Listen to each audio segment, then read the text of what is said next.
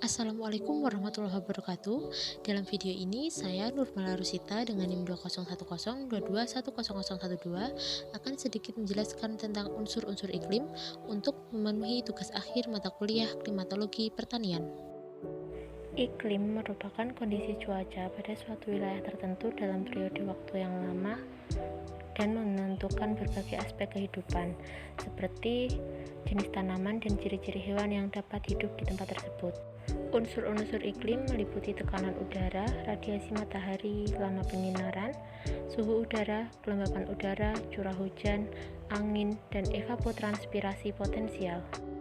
Tekanan udara adalah beratnya massa udara di atas suatu wilayah yang terdiri dari udara atau gas-gas seperti air, oksigen, karbon dioksida, dan lain-lain, awan, dan debu atau partikel yang menunjang kehidupan serta melindungi dari radiasi matahari dan meteor. Tekanan udara dipengaruhi oleh temperatur atau suhu udara yang terjadi pada suatu tempat dan waktu.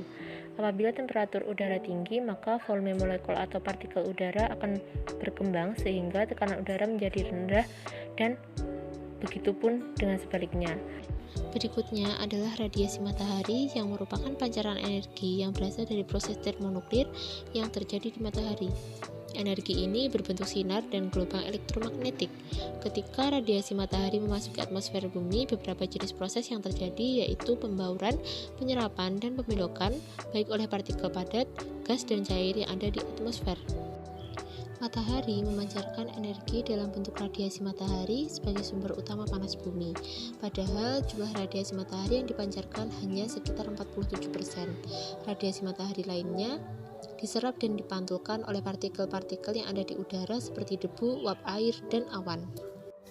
Lama penyinaran. Pengukuran lama penyinaran matahari untuk mengetahui intensitas dan berapa lama matahari bersinar, mulai dari terbit hingga terbenam. Lama penyinaran matahari menentukan besarnya radiasi matahari yang sampai ke bumi dalam satu hari. Semakin lama durasi penyinaran, maka semakin besar jumlah radiasi yang diterima oleh bumi. Dampaknya pada unsur cuaca dan iklim adalah naiknya suhu udara, meningkatnya penguapan, dan turunnya tekanan udara.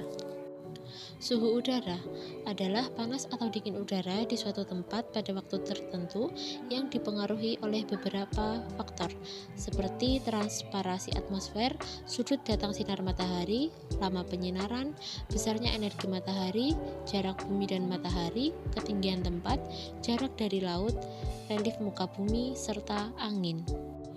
Berikutnya adalah kelembaban udara, merupakan kandungan uap air di udara yang berasal dari evaporasi dan transpirasi. Jika suatu wilayah memiliki tekanan udara yang semakin tinggi, maka udara yang berada di sekitarnya juga akan memiliki kelembaban yang tinggi. Hal tersebut dapat terjadi karena uap air yang ada di udara tersebut tetap, namun volume udaranya mengecil, sehingga kelembaban udaranya meningkat. Lalu, curah hujan yang merupakan peristiwa jatuhnya berbagai bentukan air alami dari massa udara yang tebal dan telah mengalami kondensasi ke permukaan bumi.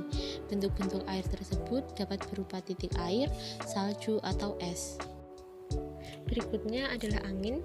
Angin merupakan massa udara yang bergerak di atas permukaan bumi dari daerah yang tekanan udaranya tinggi ke daerah yang tekanan udaranya rendah. Proses terjadinya angin karena adanya perbedaan tekanan udara di dua tempat yang berbeda. Perbedaan tekanan udara ini akan mengakibatkan terjadinya gerakan udara dari daerah yang tekanan udaranya lebih tinggi ke yang lebih rendah. Dan yang terakhir ada evapotranspirasi potensial. Evapotranspirasi potensial adalah ukuran kemampuan atmosfer untuk mengeluarkan air dari permukaan melalui penguapan dan transpirasi. Sumber energi utamanya adalah sinar matahari dan angin. Evapotranspirasi potensial menggunakan 80% energi dari matahari. Sekian sedikit penjelasan dari saya. Terima kasih. Wassalamualaikum warahmatullahi wabarakatuh.